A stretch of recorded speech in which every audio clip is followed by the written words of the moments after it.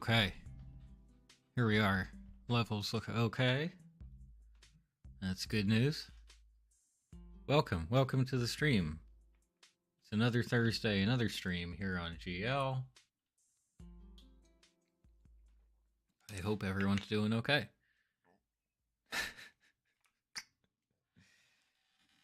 My throat's just like, how about noise? What does make noises?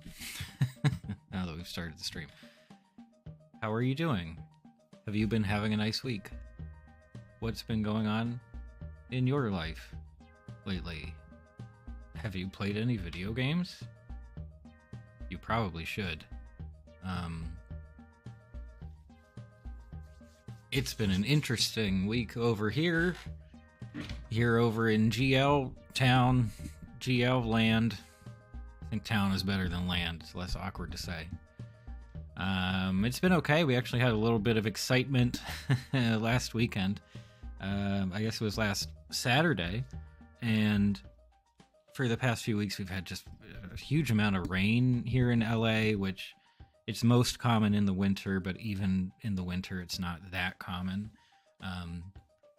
So yeah, we've been getting tons of rain, and last Saturday, I guess the storm started knocking out power. So just, stuff falling over, telephone poles getting knocked around, stuff like that. Not telephone poles, but you know what I mean? Power lines getting messed up. And Saturday afternoon, we lost our power at 1 p.m., something like that. And it's only the second time that's ever happened to me in LA at all. It almost never happens. And a bunch of other people were losing power too, just around the city. And it was the rest of the day. It was the rest of the day and the rest of the night, basically. It wasn't until 4 or 5 a.m. the next morning that we got power back. So it was a whole adventure just trying to get through the rest of the day, because I don't really have any emergency supplies or anything. I have one little flashlight that's crank powered, and that's about it. so that's what I had. I had that. I was like, okay, well, I'm not doing anything on the internet. I'm not doing things on the TV. So I just had 4 or 5 different handheld gaming devices, and that was all of what I was doing for the rest of the evening, basically. Ugo's here. Welcome, Ugo. How's it going? And Ugo says, hey, where's Perry? I know now. I know as of 45 minutes ago that is a famous sort of catchphrase in this show called Phineas and Ferb, which is the topic of this evening stream, because I've never watched the darn thing before. Obviously, I'm aware of Phineas and Ferb. I've definitely seen clips throughout the years. I haven't retained much from that. I'm just aware of the show's popularity. I think I had heard something about this movie that the website was advertising there for a second. Still, despite the fact that the movie came out in 2020. But that is it. And hearing about the resurgence, the reboot of the series, basically, I was really curious. I would like to know more about the show, and what it's all about, and why it's such a big smash hit, why it's been so impactful. And honestly, just cruising around the wiki here, I haven't looked up episode listings or here's the premise of the show. I just looked up merchandise. I looked at some of the merchandise for the show, and that is it. So as of right now, still, I have next to no idea what the show is actually about, what the tone is like, what the character dynamics are, and all that kind of stuff. I do know that Where's Perry, I guess, it's a thing. It's some kind of line. So there's that. And I do want to learn about it. Ugo, I think, is going to be a great resource for learning more about the show. But before that, I want to take a guess. I want to take a completely uneducated guess as to what Phineas and Ferb is about, what it's like, why people have connected with it, and I'm gonna give it my best shot, just based on the very little information that I already have about the show. So let's see where that goes. I'll see if I can muster up the creativity to to guess everything about the show ahead of time. Ugo says how things weren't that bad, or here things weren't that bad. 2 years ago, when the ice hit Texas, spent 2 days reading a hardcover book, something that I hadn't done in years. Oh, okay, that's well. What was the book, first of all? Unless you don't feel like sharing. And that was kind of funny too. I have a lot of books. You might see some of them in the frame, and there's too many, and I haven't gone through all of them. And I thought about that. I have 3 or 4 books that I'm sort of kind of reading at the moment. And a friend was like, "Oh, you can read some books." And I was like, "Yeah, well, up until like 5 p.m. And then the sun drops out and I have no light anymore." Um, so I didn't get too much reading done. I did play video games though, and that was very fulfilling. I wound up playing a lot of older games because they don't drain the battery as badly as, most modern games tend to do. So anyway, but that's cool. That's cool. You got some reading, but for 2 days, does that mean that you lost your power, or was it just a thing of like, the weather's crazy bad, I'm not going outside, and I'll just hang out indoors? Because I've definitely had that before too. It growing up, and even through college, because all that time I was in places that actually got snow and cold weather and all that. So there were a handful of blizzards, like pretty heavy stuff, where everything basically shut down. So I'm used to that, but that's kind of cozy. As long as you have power and heat, hanging out inside during a blizzard, getting your snow days and stuff, that can be a great time. So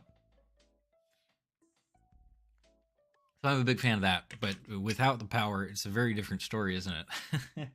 It's a very different situation. Ugo says today is going to be a great day by Bowling for Soup. Tells everything about the show. Interesting, especially because I don't, off the top of my head, I don't know the song. Probably heard it before. But yeah, I still don't have any details. So what can I guess about this one? What do I think? I think it's about, I'm going to say that it's 2 brothers, the Phineas and Ferb are brothers. They don't look like they're related, but I'm going to say they're related. And I'm going to say that they're good at science, because there seem to be like a lot of inventions, right? It seems to be encouraging STEM to some degree, maybe unconsciously. Sciencey stuff going on. I've obviously seen, well, now I know his name is Dr. Doof, but I was just going to say I've seen the evil looking man. So, okay, arch villain. Is it something as simple where Dr. Doof is like one of their school teachers, but he's secretly a secret supervillain, and they just happen to know each other by chance, and they're all good at science? It's just off the school campus is when they really go head to head with their crazy inventions. Is it something like that? I see other children. I'm going to assume they just live in the neighborhood, Craig of the Creek kind of situation. What else do we have? Do Phineas and Ferb themselves have like an overarching goal for the duration of the show? Is it Pinky and the Brain? Are they trying to take over the world? I don't think so. Not typically something that heroes are predisposed to doing. But I will say that their ultimate goal is to start a suburban space research foundation, and that they want to be able to launch their own rockets to space and do space exploration stuff outside of the purview of, official public and private space organizations. That's their ultimate goal, clearly. And location, I mean, well, now I know it's called Danville, I suppose, but I'm going to assume it's just like, it's supposed to be kind of archetypical. Is that a archetypal?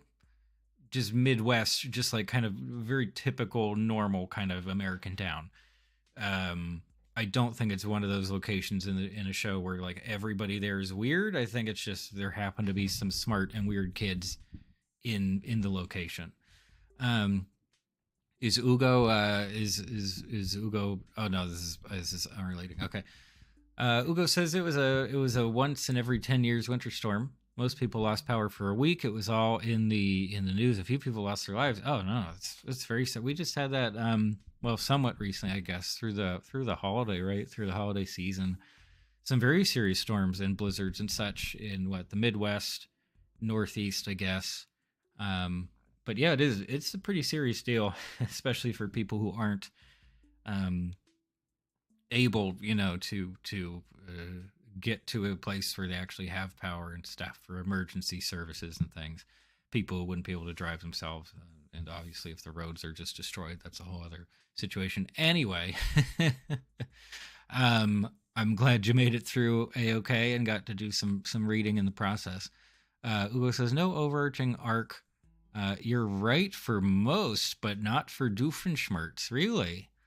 I'm right about most of these things. Also, they're steep. Well, I assume Step Brothers. Steep Brothers is also kind of fun.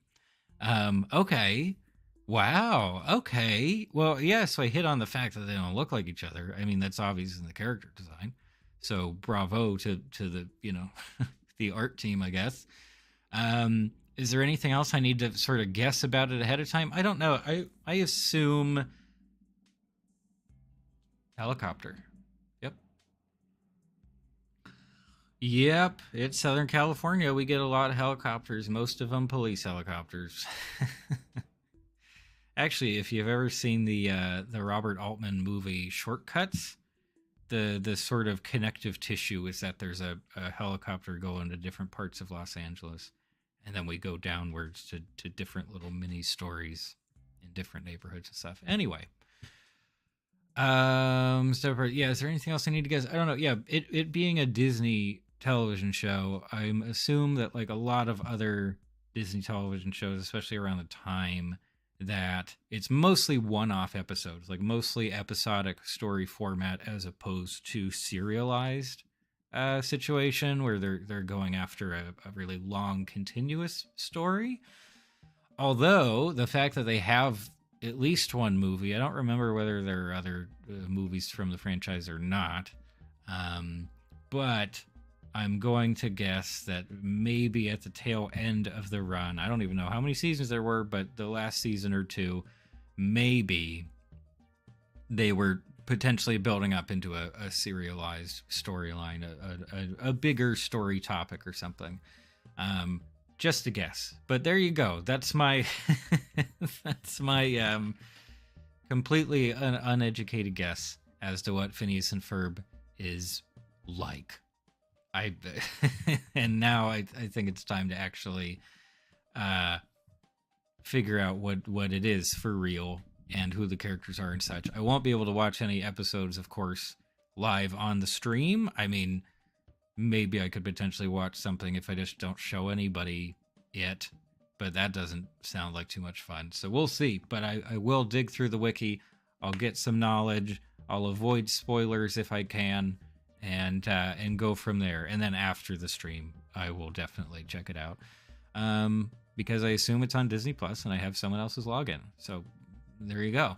Ugo says Thomas Brody Sangster doesn't talk much in the show. So when you hear his voice, it's just nice. I don't know that person or that performer just by name alone. I potentially know their voice if they are a voice actor person. But good to know. It's a side note. And yeah, I think I should look at characters. I should look at characters and try to figure out what the heck is going on in the show. Besides the merchandise. And it was kind of fun looking at the merchandise. I found out that there was a Phineas and Ferb magazine that ran for a certain amount of time. I didn't know it was that big, but it had its own magazine. Magazines were much more viable at the time, of course. There are a bunch of video games. There's this, which is a giant accessory kit for the Nintendo DS, because that's around the time when the show was happening, and that was the Nintendo handheld that was big at the time. Okay, all right, here we go. Let's look at characters. Here's a nice photo of characters. I guess there's no like summary. I was kind of hoping there would just be a breakdown of like, okay, here's our main crew. And, you know, this is what they're up to. No, this is just a big list. There's Perry, the platypus. I think I know that. Also, he kind of looks like a platypus. But we need Phineas, we need Ferb, and Candace for sure. We need to. Let's get this figured. We're gonna have so many tabs. Okay, let's learn things. Phineas Flynn. It's fun to say, is a young boy in the Flynn Fletcher family. Sorry for the noise, adjusting the mic. He's the son of Linda Flynn Fletcher. Oh boy, these tongue twisters. And stepson of Lawrence Fletcher. He's one of the 3 children of the household, along with his sister Candace and stepbrother Ferb. Okay, gotcha. He shares a strong bond with the family pet, Perry the platypus, but remains unaware of his double life as a secret agent. Perry the platypus is a secret agent. Okay. Gotcha. That was a lot, but that was helpful. And look, hometown is Danville. Born in summer, less than 15 years before the current time of the show. Apparently he was in a band called Phineas and the Ferb Tones. Okay, yeah, this might start. We have a signature here even. My gosh. This might start to spoil some stuff. Okay. That was good. That was helpful. Okay, that was Phineas. How about Ferb? What do we got here? They're the only mammals to lay eggs. Okay. Ferb Fletcher is a British child. I didn't guess anything about a character being British. Of the Fletcher family currently living in the American city of Danville. He is the stepson of Linda Flynn and biological son of Lawrence Fletcher. Being a native of England, he speaks with an English accent. Thank you, Wiki. He is one of 3 children. Along with right, okay, we know that. People he knows as friends. Why not just say his friends include whatever? Buford van Stom, Baljeet Ginder, and Isabella Garcia Shapiro. He is also interested in Vanessa Doofenshmirtz, with whom he has frequently flirted and helped. Oh my goodness. He's also less than 15 years old. Okay, all right. I'm getting somewhere. I'm getting somewhere here. This is helpful. Candace, she seems older. Oh, she's 15 or 14 previously. 15-year-old sister of Phineas Flynn, stepsister of Ferb, eldest child. She spends large portions of her time striving, but never succeeding to get her brothers in trouble for the things that they do every day. Okay, so she's aware of the crazy stuff they're doing. The parents don't know about it. Gotcha. A more successful venture that sometimes clashes with or overrides her need to bust her brothers is her infatuation with Jeremy Johnson. Oh, well, she isn't doing these. She would often be seen conversing on the phone or hanging out with Stacey Hirono, and less often Jenny Brown, where she usually talks about Jeremy or tries to recruit their help in busting her brothers. Okay, so we know what Candace is all about already. She's trying to hold them accountable, and she's into this guy who I immediately need to see an image of real close here. Ugo says Ferb might also be French due to celebrating Bastille Day. Is that in the wiki here somewhere? Could you add this, please? Oh, it is here. Maybe. Ferb also received a camera and a chemistry set from Bastille Day. Oh. Ferb in live form. I don't like that. No. Gotcha. Okay, hold on. I need to take a look at Jeremy Johnson.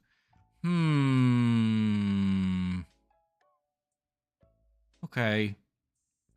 He doesn't exactly. I was picturing something a little more hunky, I guess. Just kind of looks like a dude. I mean, I guess he has the droopy eyelids, which is maybe leaning in that direction. American, but with a British background. What is the deal with the British connection? Is that like an ongoing thing in the show? Is this something that I should be aware of? Also, he's a foot model? Okay. Yeah, this is a rabbit hole right here. Flip flop flop jingle. Okay, he's also did foot modeling for a sandal company. Okay. All right, so we got our wacky family. It seems that the parents are unaware of the stuff that the kids are. That's classic setup. Classic setup. The parents don't even know about all the crazy, wacky shenanigans going on. I understand. No problem. Spouse Jeremy Johnson in the future. Oh, so do we see like a future episode? Oh, okay. Okay. All right. We need a few more here. this is a lot of tabs already. Okay. Who are all this? Is Isabella Garcia Shapiro. Wow, these ads. Man, they're going after us, huh?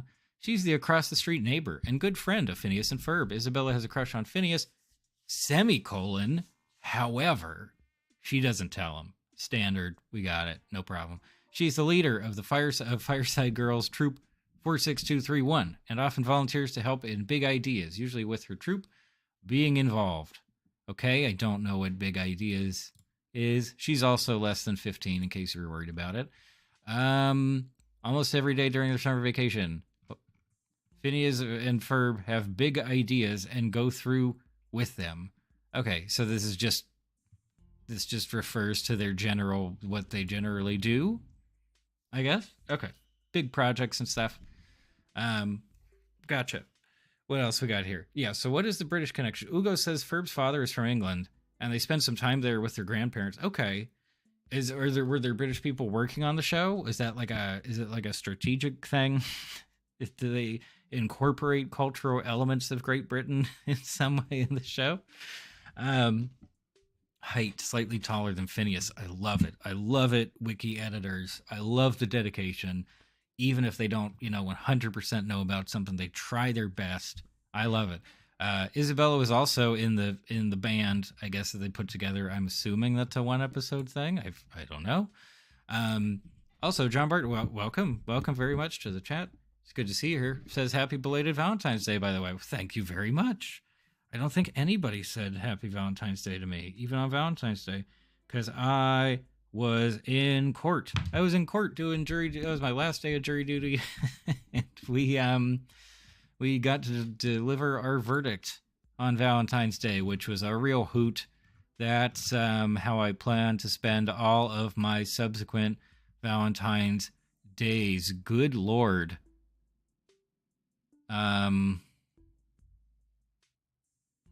Is this like is this an officially licensed thing, or is this like some kind of cosplay? I'm just gonna click away from that for now. Ugo says no. I think they're trying to add many different backgrounds. Okay, gotcha. And yes, British is a background. That's literally a foreign concept, for a lot of Americans. Totally fair. Also says, for example, Isabella is Jewish and Mexican. Gotcha. Okay, so diversity, representation. Sure, it's Disney. It's Disney in the recent past. That seems completely on brand for them. Okay, so we finally got to the secret agent, Perry the Platypus, also known as Agent P. Okay. Okay. Phineas and Ferb's pet platypus, who, unbeknownst to his owners, lives a double life as a secret agent for OWCA, Organization Without a Cool Acronym. A secret spy organization that employs animal spies. In the agency, his immediate superior is Major Monogram. Good. And he's Australian, by the way. What were you doing for Valentine's Day, John? Anything good? Anything good come up? Any romantic evenings with people? Sorry, that's probably getting a little too personal. I don't know. I feel like Valentine's Day is a really good day to do anything else. You know what I mean? To just go out and I was gonna say buy candy, but that makes sense for Valentine's Day. What's sort of different? What's a little bit random for Valentine's Day? You go out and you get yourself some new sneakers. How does that sound? That actually sounds like a pretty good fit. I could use some new sneakers. I would like that. Or you go to the batting cages. Wow, I haven't been to the batting cages for a long time. I say the batting cages as if I'm like a regular at a particular place. I'm only a regular at the batting cages in Persona 5. That's the one I've been to the most. Anyway, I hope it's a good one for you. It feels like it just happened, and no, we're already on to March. Big things happening in March. We have St. Patrick's Day and nothing else. What else happens in March? Anything else happen in March? No, I don't think so. Okay, so here's Perry. Yep, Perry's a secret agent, platypus, gotcha, spy agency that uses animals. Here's an image of Perry at 5 years old, which is adorable. I like it. Let's check the live action costume. Not so bad. Not nearly as upsetting as some of the other costumes that we have seen so far. I'm pretty okay with that one. And he's specifically owned by Phineas and Ferb, not by the parents. There you go. Voiced by D. Bradley Baker. Who is that? Here he is. Plays a whole bunch of characters in the show, and I assume... Oh, and Chewbacca? I assume this includes other shows as well. Anyway, okay. Cool. Okay, I've learned some things about Perry. Personality... Physical appearance, OWCA. Wow, he is a long article, huh? He's a jetpack. Why is this reminding me of Spy Fox? I guess just the image of an animal doing spy things makes me think of Spy Fox. Ugo says, that's Dan and Swappy, the two people who made the show. Right. Well, we were talking about, I think, Dan, yes, last week when we were talking about SpongeBob, because he wrote a couple of episodes of SpongeBob. He wrote Fry Cook Games and something else, which you brought to my attention, which is great. In the live action pick with Perry. Gotcha. Yeah, I thought so. Don't worry. We gotcha. No problem. Okay. Failures. Wow. Boy, oh boy. If I ever have a wiki or Wikipedia page, I sure do hope that someone painstakingly catalogs my failures. And apparently he's trying to stop Doofenshmirtz in his scheme. So we just have to see something about Doofenshmirtz. Who is this guy? Why does he remind me of the bad guy from Word Girl? Am I just conflating? Am I confusing? I'm definitely confusing them, but let's learn some things. Heinz Doofenshmirtz and nicknames. 47-year-old evil scientist hailing from the country of Drusselstein. Drusselstein? Yeah? He is the head of Doofenshmirtz Evil Incorporated. DEI. I thought it was going to be die for some reason. And he tends not to be evil in the traditional sense, but rather overly dramatic, eccentric, and generally clueless. His usual lair is an office building that he apparently owns, though he's worked from other locations when necessary for his plans. Okay. All right. Tri-state area. That's funny on its own. 6'2", but slouches. Love it. That's great. And he enjoys musical numbers. Apparently the show has quite a few of those. Great. I appreciate that. And he has online handles here.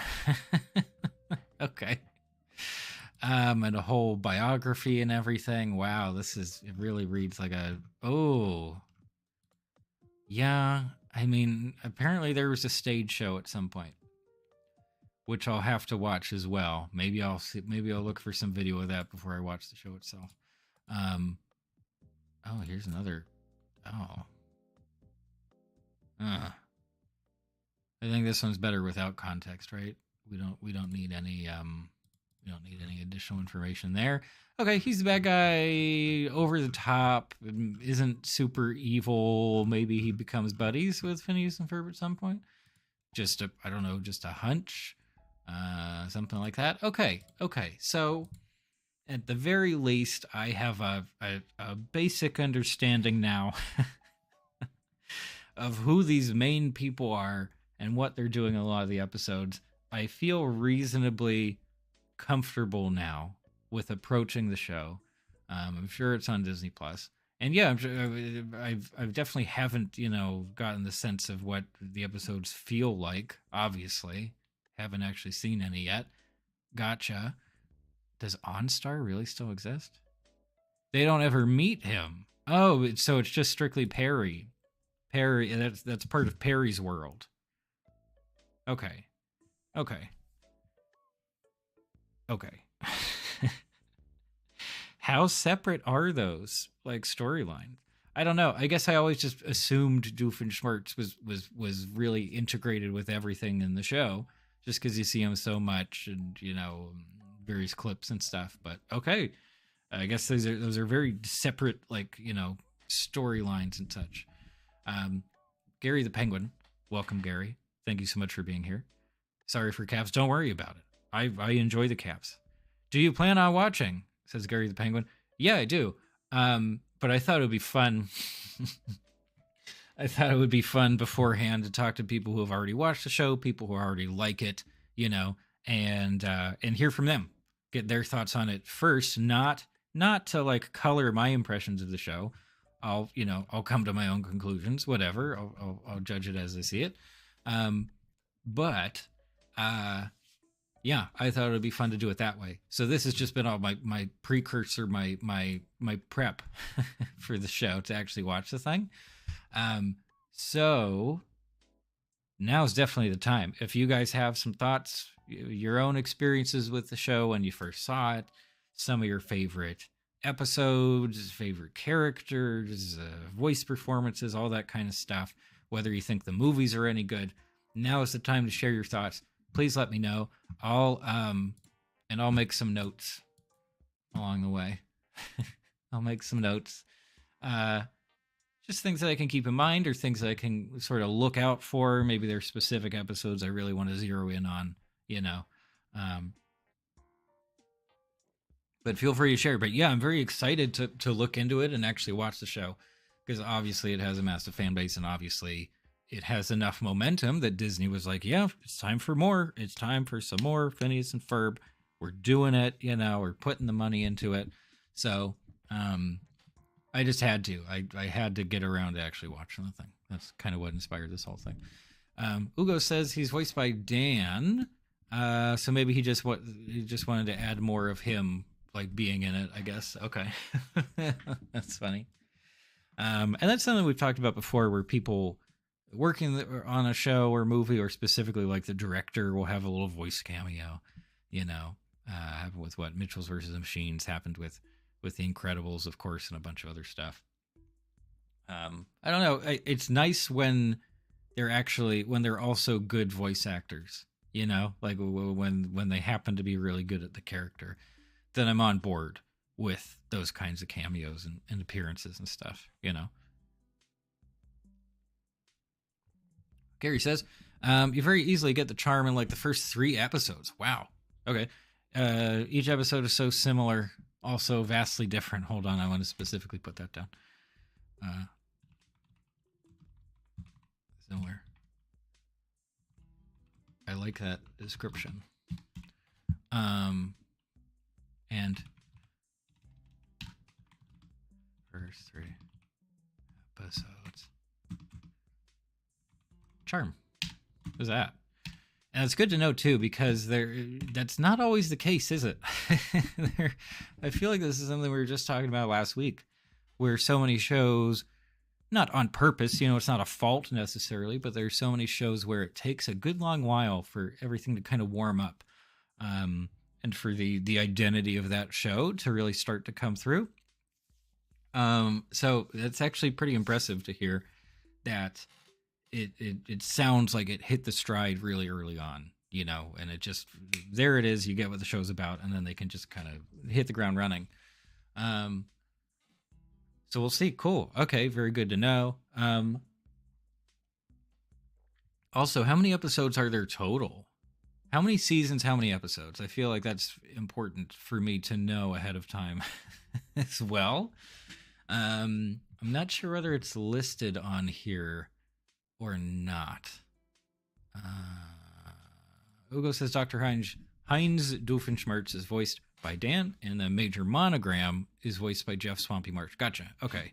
And Major Monogram, I think, is the head of the animal run spy agency. Is that right? I think so. Oh, here's something called episodes. Are there going to be spoilers? Can I just look at like just a number? Well, this is helpful. Oh, yeah, this is great. I won't have to look at the titles or anything. 4 seasons. Gotcha. 223 total episodes. Okay, so I guess that's in the ballpark of a lot of other animated television shows, or specifically like, I don't want to call it a kid show because it definitely doesn't seem like it's exclusively a kid show, you know. But stuff that airs on like Nickelodeon, Cartoon Network, etc., Disney, whichever channel. Definitely a thing where the seasons are so long. How long were those? Some of those SpongeBob seasons were like 50 episodes plus, at least. Kind of crazy to think about how much that differs from, like, you know, a drama, a serious adult live action show.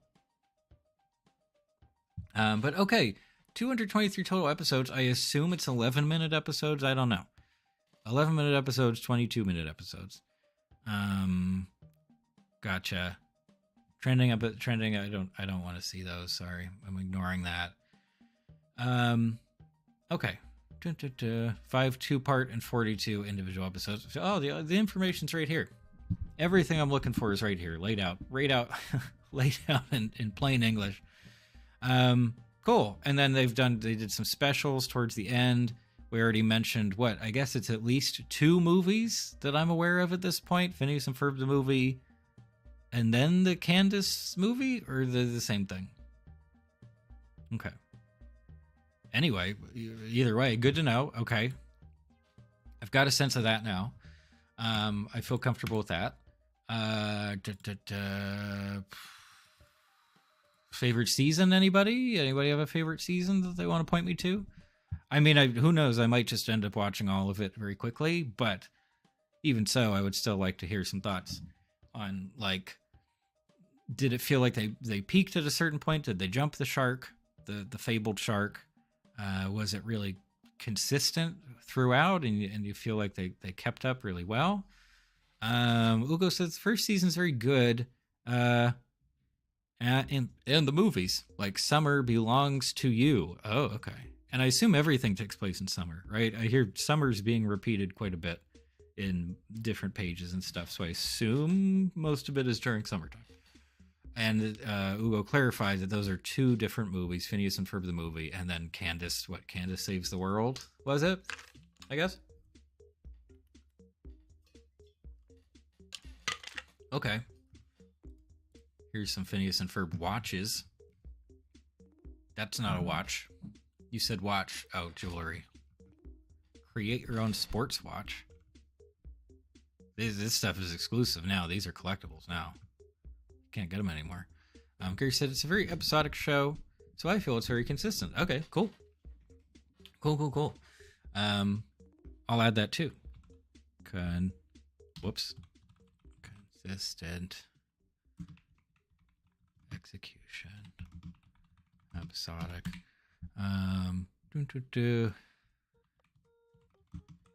Season 1, yay. And also movies, yay, I think. Ugo says you should watch the intro by Bowling for Soup. It will tell you everything you need to know. What do you think my odds are of watching that on stream and getting away with it? What do you think? Should I just watch it on my own monitor and not show anybody? I'm gonna take a tab over here and take a look. There's no way I can have the music going. right? Like it's a licensed song. There's no way I could get away with that. Let's see. Let's see.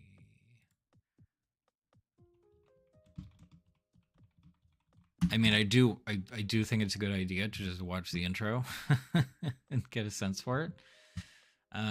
Okay, how about this?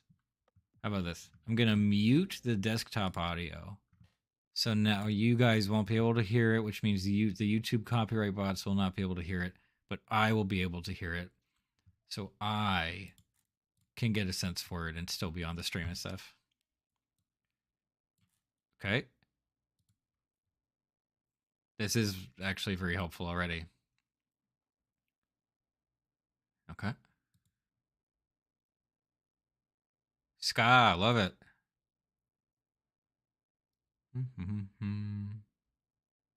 Okay. There's a lot going. There are penguins here too. It's Frankenstein monster, right? I already don't like the sister. I hope she's likable. Okay. By the way, Whack-A-Mole is my favorite carnival game, if anybody was wondering. Okay, I see lots of adventures. Lots of things going on. Some self-awareness. Okay. That was, yeah, genuinely very helpful. That, yeah, that gave me a pretty good idea of at least the premise, you know, at least the setup. I've got a sense of. Gary says, yes, great idea. I agree now too. That was it's a good overview for sure. Ugo says, Phineas and Ferb across the second dimension felt like it jumped the shark. Oh, is that a movie or is that just like a specific special, maybe a two-parter or something? What is my second dimension?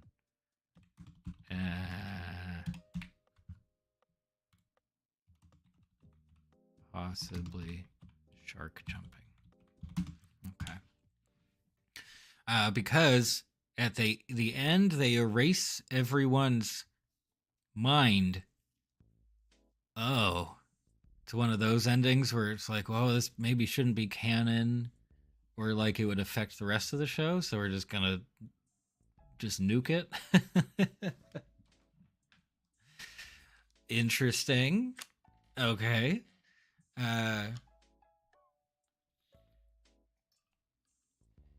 Certainly implies some sci-fi as well. I don't think we have mind erasing or memory erasing stuff quite yet, right?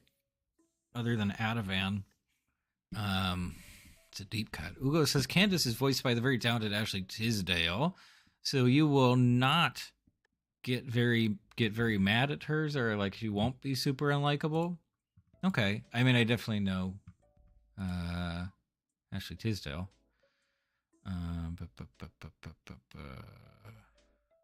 Oh yeah, songs, right? They've mentioned like musical numbers and stuff. Good songs. Okay. But yeah, I mean, I know what you mean in general, though. Like those kinds of endings where you're just like, oh, just kind of, the characters won't remember this, or like a character was dreaming all of that, so it doesn't really matter. I'm not a huge fan, of those kinds of twists, you know, or wrapping up a story that way. So I have a feeling I am going to agree with you on that ending. But I guess we'll find out, huh? Okay, Gary says there's a huge sci-fi aspect. The main two plots are about making some wacky thing happen. Okay. And I mean, in the intro too, they mentioned rockets and, but also supernatural stuff, right? I mean, they mentioned Frankenstein for some reason, and like, or what is it? Finding something that doesn't exist, which made me think more along the lines of like Gravity Falls, you know, because that's all about supernatural nonsense. Interesting. Okay. So maybe not hard sci-fi necessarily. Gotcha. I don't know, look at this watch also. Look at this fun watch. I've never had a watch quite that fun.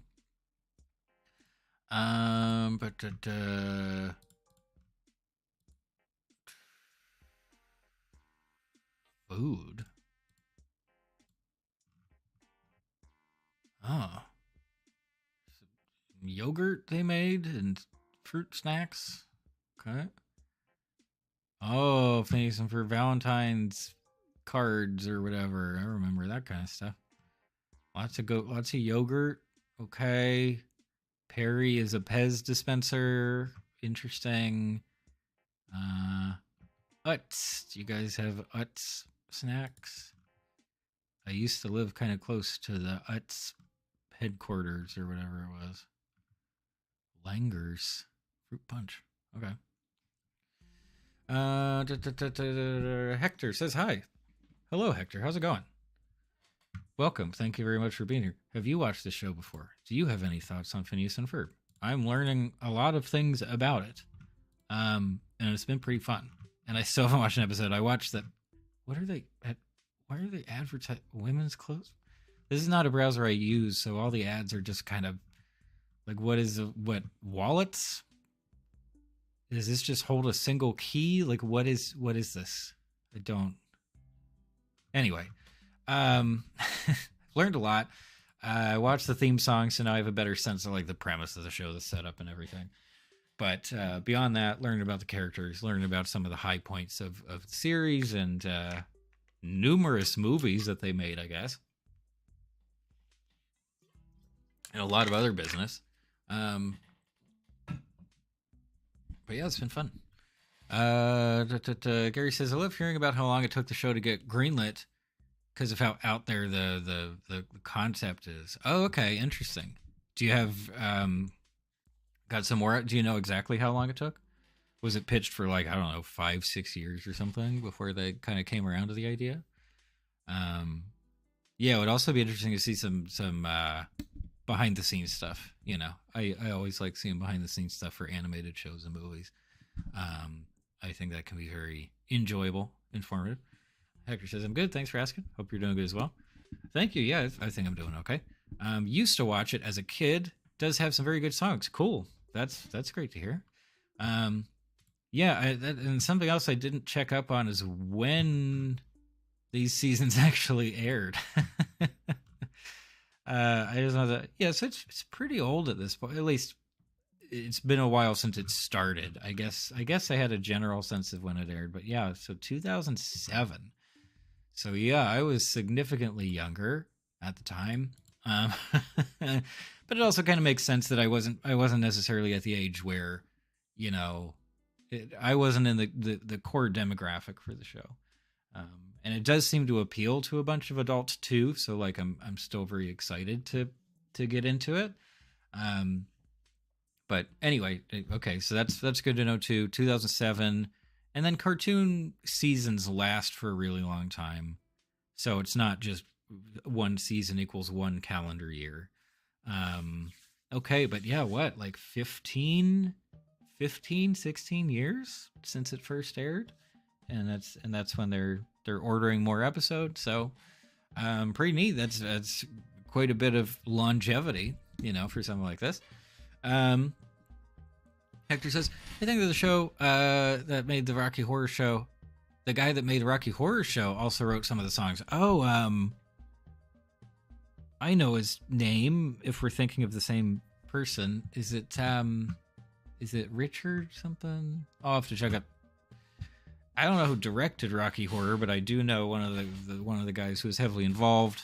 Also hosted a British game show for a long time, and other things. Gary says Dan Povenmire and Jeff Swampy Marsh spent 16 years pitching the show before it finally got picked up at Disney. My goodness, that makes me feel much better about how long I've tried to spend on different projects. 16 years of pitching the thing. At some point, do you think they were just like, or whoever they were pitching to, maybe it was different people, so that's why they could keep trying. But can you imagine if it was the same person every time and they were just like, yep, so it's the same idea, but this time we have some new little ideas and stuff to throw on the pile. Yeah, that's a crazy long time to be pitching something. So, okay, 16 years to get it greenlit, and it's been around for 15, 16 years. So this is like, this thing definitely has some history. Okay. That's great. And Ugo says, Dan said he was working on the show in 2007, and the first episodes aired in 2010. Oh. Maybe I read that wrong or something. Maybe there's a pilot? I don't know. I guess there are different dates and stuff. Crew was assembled through set 2006. Thank you, Truck, also just doing the 2 minutes straight of backing up noises. I guess it's a really challenging back up. Also, have you seen the? I've seen the ads for this game. Oh, it's a fun time. It's a fun time here in the neighborhood. Sounds like the drivers are having just a heck of an evening. Ugo says Dan's worked on The Simpsons, Rocko's Modern Life, Family Guy, SpongeBob SquarePants. Okay, I didn't know all the other stuff. I knew that he'd worked on the SpongeBob since we were talking about that last week. He definitely has the look. Like, he kind of has the look of someone who was working on cartoons in the 90s to me. Maybe that's just based on, like, my weird impressions of cartoon creators and animators and stuff. But anyway, apparently Malcolm McDowell was in the show as well. Okay. Olivia Olson. Wow. Allison Janney. Okay, I should stop. I'm worried that I'm going to spoil some stuff if I really dig into some of this stuff. Doing a pitch. Okay, cool. Cool. What else can I knock around here? What can we see? Sports. I don't know how you make sports as merchandise. Stationery. Yeah, I like stationery. What else were we talking about? Yeah, crazy long time to pitch the show. Obviously, we're glad that it got picked up at some point, right? And maybe that's part of it too. Like, if he was working at these other studios and stations and stuff, that he had the opportunity to pitch it to multiple studios, right? And not just to Disney over and over again. That makes sense as well. But yeah, working on The Simpsons, that's pretty neat. I assume he was like an actual animator on that show, given like the timeline of his career. But I obviously don't know for sure. Looking at stationery products. Backpacks, okay. Yep. Okay. Side note. Oh, it's gone. Did you also see that ad for a car that was in maybe German? Well, I saw some Italian. What was that? Anyway, they had checks. Look, they had Phineas and Ferb checks. I always wanted these fancy checks as a kid, even though I did not have a checking account. Because, of course, I did not. Interesting. Phineas and Ferb tissues even. We've got it all at the Dollar Tree. This is the best photo that survives. This person's legs will forever be in the Phineas and Ferb tissue photo on the unofficial wiki. Man, am I in any wiki photos accidentally? I hope so. Music. I'm just messing around with the merch section. I don't know. Did they release some vinyl for the show? Very hard to tell in the tiny photos. Anyway. Ugo says, yes, it took 3 years for the show to air, but Disney picked it up late 2006. I think that due to his experience, they picked the show up. Okay, so at that point, they were just like, this guy knows what he's doing. He's worked on some big projects. He's got a great CV. That's fair enough. Yeah, I could understand that. And yeah, it does. I can also see it being a weird pitch to make, of just like crazy adventures, but also so many specific details. Like, okay, yeah, so we're going to have the secret agent platypus thing. And that's like that's a whole other world.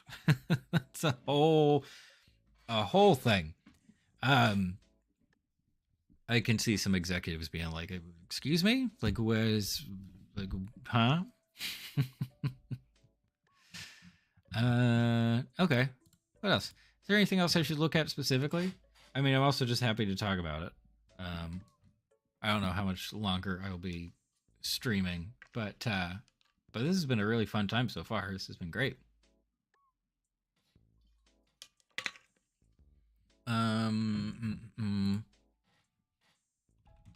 Got pitched forever. Co-creator worked on lots of other big bug shows. I don't think he worked on bug shows specifically, but I'm not sure about that. Sorry, it's a little hard to type around the microphone. Anyway, very cool. Yeah, I've learned a lot of things. And I assume have we confirmed that it is all on Disney Plus? Like they're not messing around there. You can just watch all of it on Disney Plus. I think that's the case. I could check on my phone.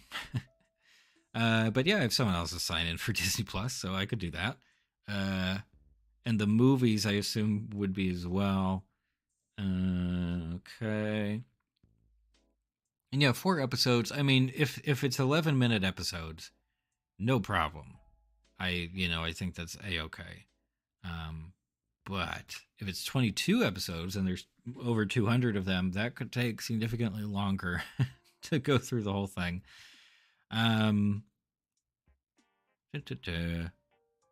Disney Plus. I think it should be on Disney Plus, and then they charge for it other like the Hulu premium subscription. Like, no, just you can just get Disney Plus at that point. Okay, cool. And that is probably where I will watch it. No shady sites, or you can find other cartoons. I'm not doing any of that nonsense for this one. All by the book, all vanilla cartoon watching, above board. But yeah, very excited. And hopefully I'll have the chance to talk about it at some point. I don't know, may end up doing a favorite episode thing or just talk about the show as a whole, maybe the movies after the fact. I don't know. I guess we'll see what I sort of respond to the most in the process of watching the show. But yeah, should be interesting. Moctezuma, welcome. Thank you very much for being here. Welcome to the chat. Says, oh, I just got here. Did they inform you of the 2 plot lines? If you're referring to Phineas and Ferb and the Big Idea adventures and then Perry Platypus secret agent stuff, then yes, I assume that's the split. But I have not seen it in action because, at least as of the stream, I still haven't watched not even 1 episode. So so I haven't seen how it plays out. But I assume that's what we're going for. Ugo says, yes, most are 11 minutes. Okay, cool. Then you end up flying through those. I remember that when I started watching Steven Universe back in the day. And I was like, oh, I can just watch the whole series. Like, I can just move through it just fine. Moctezuma says, PNF, the main character versus Perry and Doof. Yeah, I think that's what we're saying, right? This truck, man. It's gotta be a tough turn. I don't know. Anyway, you gotta think. Yeah, no, that was you. Actually, maybe you can rewind in the stream. I mean, I'll wrap up sometime soon, but yeah, there is a specific moment in the stream where, because I was just going through the main characters, right, and reading descriptions and stuff. And I knew Perry was a big deal. I didn't understand why there was a Perry catchphrase or whatever. But by the time I got to Perry, no one had spoiled it for me. And it just went on and on about Perry's secret agent activities. And I'm sure there's a fun little reaction. And because, yeah, I just did. That was a lot. That was a lot all of a sudden to take in.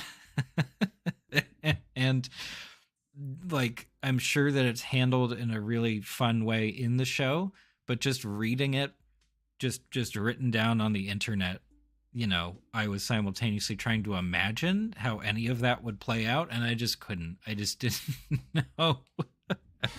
I had no idea why that's what they went with, or what it's like, or even if Perry talks. I still don't know if Perry talks. I don't know.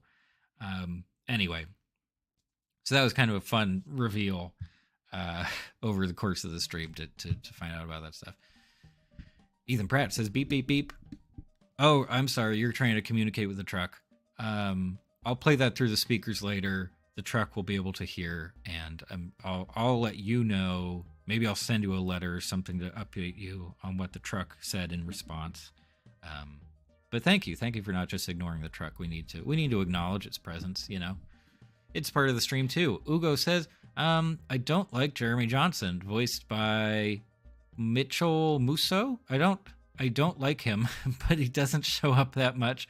Also, I don't see what Candace sees. Well, you know what? Candace is young. She's 14/15, right? I think we all have those. We all had those situations around that time. You get hooked on something, probably kind of the surface level, and you don't realize. You don't realize for a long time afterwards that was just not the way to go. I definitely had plenty of those situations, Ugo says, you can call it Agent P. Makazuma says, I said call him Agent P. Oh my gosh, there are complex references happening in the chat. Mock says, there are lots of choice quotes that make no sense without context. Yeah, I'm sure there's some really good clip compilations on YouTube. Some no context stuff, or just best moments of X character, whatever. Beep, beep, beep, beep to the truck. Thank you very much. That'll become an inside joke. You guys heard it here first. We're going to talk in truck language in subsequent streams, and people are going to be like, what? Jeremy's actually too good for Candace. Uh-oh. Things are heating up. Things are getting messy. It says Dee Dee voiced him. He voiced Appa in Avatar: The Last. Oh, okay. Well, I know Appa very well. Candace is too good. Wow, my gosh, this is very serious business. This is a whole thing now. But yeah, we'll start to wind things down a little bit. Mostly because I need to eat food, and that's not something I want to do on stream. I'm not a mukbanger as of yet, so I don't really want to eat food on stream. But yeah, my gosh, this has been a lot of fun. And I think we're kind of confirming what I already knew, which is that the show does have this really energetic and faithful fan base who's followed it through. Plenty of longevity to the project as a whole. It's a big giant franchise at this point, and the fact that they're ordering new episodes just confirms that even further. And it seems like they've covered just a variety of stuff, variety of settings, scenarios, maybe even tones. I don't know, but I'll find out soon enough when I actually get to watch the thing firsthand and share some thoughts. Probably, I don't know, maybe an impressions video would be kind of a fun idea in the short term, and just be like, okay, I've watched X amount of episodes. Here's some thoughts. We'll see.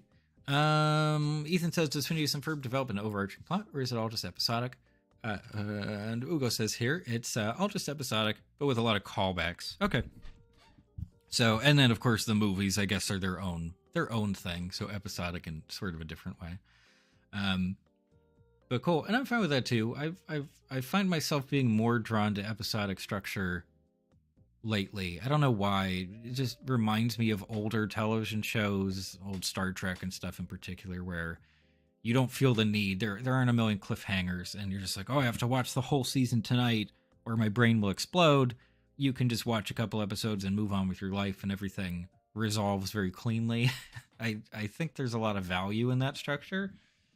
And it's really just not the norm anymore. As even for animated shows, it's not the norm anymore. So, kind of special. Anyway. Mock says, I think I subbed on your last Adventure Time vid. I'd say PNF gets a bizarre amount of lore callbacks, maybe even more intricate than Adventure Time. Really? That's impressive, because, yeah, there's definitely tons of, like, a shocking amount of lore to Adventure Time, especially with the Distant Land stuff and everything after the Lich shows up, basically. So, very cool. Interesting. That's good to know. Ethan says, oh, cool. I remember watching it a lot when I was younger. Only been in the stream for a few minutes. Now I want to watch it again. I hope you mean Phineas and Ferb. You don't need to watch the stream again. Don't worry about that. Mox says, yeah, you can watch almost all of the episodes in any order, but it's funnier in order. Yeah, I think I think I would. I'm too. What's the word? Too particular, let's say, and I would mess with my mind if I was going out of order and I lost track of what I'd seen and what I hadn't seen. So I'll probably watch it in order.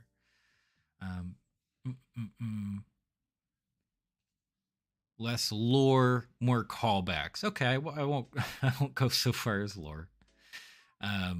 Totally fair. But yeah, no, it sounds great. Callbacks makes me think more like Arrested Development, where like it's not a continuous storyline, but the sheer number of callbacks and like sort of inside jokes that you're being let in on if you just watch it in order is kind of staggering. So I'm maybe getting the sense that's what's going on here. And I guess is PNF like the official shorthand? I'll start calling it PNF and everybody's like, yeah, you know what you're talking about. You're a longtime fan. But yeah, no, I mean, I think I'm in the process of being converted. I hope I really hit it off with the show. I feel like I will, based on the things that folks have shared here today. And yeah, thanks again, I guess, to everybody for showing up. Sorry, I know some folks just got here more recently, but yeah, I'll wrap it up and make dinner and stuff and move on with my evening. I have some more work to do too, which is no fun. But regardless, this has been a lovely break. Really glad that everybody could come by. Also, thanks to anybody watching the archive version later on. That is helpful to the channel as well. Yeah, I look forward to doing some videos on this show and many other things.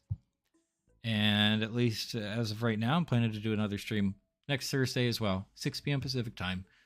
So if you feel like coming by, go for it. But yeah, I think that's about it for this evening. Another big thank you. And I hope everyone has a lovely weekend. And yeah, take care. Thanks for stopping by.